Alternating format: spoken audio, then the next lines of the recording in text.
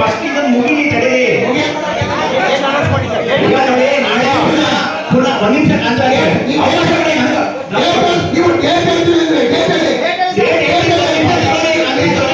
ಎಲ್ಲ ನೀವೇ ಮಾತಾಡೋದು, ನಾನು ಮಾತಾಡೋಕೆ ಅವಕಾಶ ಇಲ್ಲ. ಎಲ್ಲ ನೀವೇ ಮಾತಾಡೋದು, ನಾವು ಮಾತಾಡೋಕೆ ಅವಕಾಶ ಇಲ್ಲ ಹೇಳಿ. ನಾನು ಇವಾಗ ಹೇಳ್ತೀನಿ, ಪುನಃ ಇನ್ನೊಂದು ಸಭೆಗೆ ಗೊಂದಲ ಬೇಡಿ. ಯಾರು ಬಂದಿದ್ದಾರೆ, ಯಾರು ಪ್ರತಿನಿಧಿಗಳಿದ್ರೆ ಸಭೆ ಗೊತ್ತಾಗಿ ಪುನಃ ನೆಕ್ಸ್ಟ್ ಮೀಟಿಂಗ್ ಬಂದಾಗ ಅವ್ರು ಬಂದೇ ಇಲ್ಲ, ಬಂದಿದ್ರು ಅಟೆಂಡೆನ್ಸ್ ರಿಜಿಸ್ಟರ್ ತೋರಿಸ್ತೀನಿ, ಯಾರು ಬಂದಿರೋ ಸಭೆ ಗೊತ್ತಾಗಲಿ, ಟ್ರಾನ್ಸ್ಪರೆಂಟ್ ಆಗಿ ಗೊತ್ತಾಗಲಿ. ಅದರಲ್ಲಿ ವಾಸ್ತವತೆ ನೀವು ಒಂದು ನಿಮಿಷ ಯಾರು ಪ್ರತಿನಿಧಿ ಬಂದರೆ ದಯವಿಟ್ಟು ಹೇಳಿಪ್ಪ. ಎಲ್ಲ ಮಾತಾಡ್ತಾರೆ, ಅದು ಯಾರು ಗೊತ್ತಾಗೋದಿಲ್ಲ. ಆಮೇಲೆ ನಾಳೆ ಪುನಃ ನೆಕ್ಸ್ಟ್ ಟೈಮ್ ಬಂದಾಗ ಇವ್ರು ಬಂದೇ ಇಲ್ಲ ಅಂತ ಪುನಃ ಗೊಂದಲ ಆಗ್ತದೆ.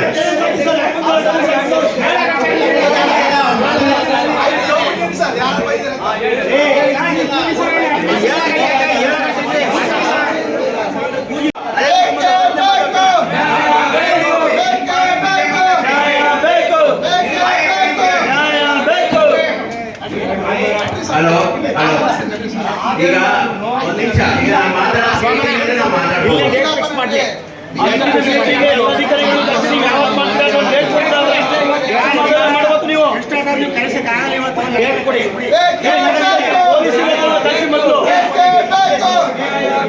ನಾಯಕ ಯೋಧಿ ತೊಳಿದರೆ ಇನ್ಸ್ಪೆಕ್ಟರ್ ಕರೆಸಿ ಅವ್ರನ್ನ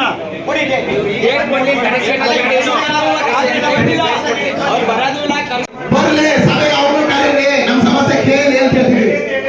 ಆಮೇಲೆ ಲಾಸ್ಟ್ ಟೈಮು ನಾವು ಏನೇನು ಮಾತಾಡಿದ್ವಿ, ಒಂದಿಬ್ರು ಮೂರು ಜನ ಪುಟ್ಟ ಪ್ರೊಸೀಡಿಂಗ್ಸ್ ಅಲ್ಲಿ ಇನ್ಯಾರು ಇಲ್ಲ. ಹಂಗ ನಾವು 3 ಜನ ಮಾತಾಡ್ತಿಲ್ಲ, ಬೇರೆ ಸಮಸ್ಯೆ ಬರೆಯಂಗಿಲ್ವಾ ಪ್ರೊಸೀಡಿಂಗ್ಸ್ ಒಳಗಡೆ? ಯಾರು ಬಂದಿರಲ್ವಾ? ನಾವು ಖಂಡಿಸ್ತಿದ್ದೀವಿ.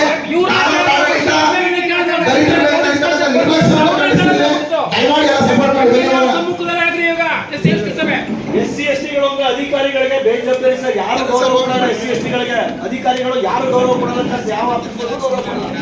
SC ST ತುಂಬಾ ಬೇಜವಾಬ್ದಾರಿ ಸರ್. SC ST ಗಳಿಗೆ ನೀವು ಗೌರವನೇ ಕೊಡೋದು ಅಲ್ಲ, ಸ್ವಲ್ಪ ಇರಿ, ಸಭೆ ಮಾಡಿ ಅಂತ ಮಾತಾಡ್ತಾ ಇಲ್ಲ, ವಿಚಾರ ಮಾತಾಡ್ತೀನಿ, ಕೇಳಿ ಅದನ್ನ. ಈಗ ಪ್ರತಿ ಕಳೆದ ಸಭೆಯೂ ಹಂಗೆ ಆಗ್ತು. ಸೊ ಈಗ ನೀವು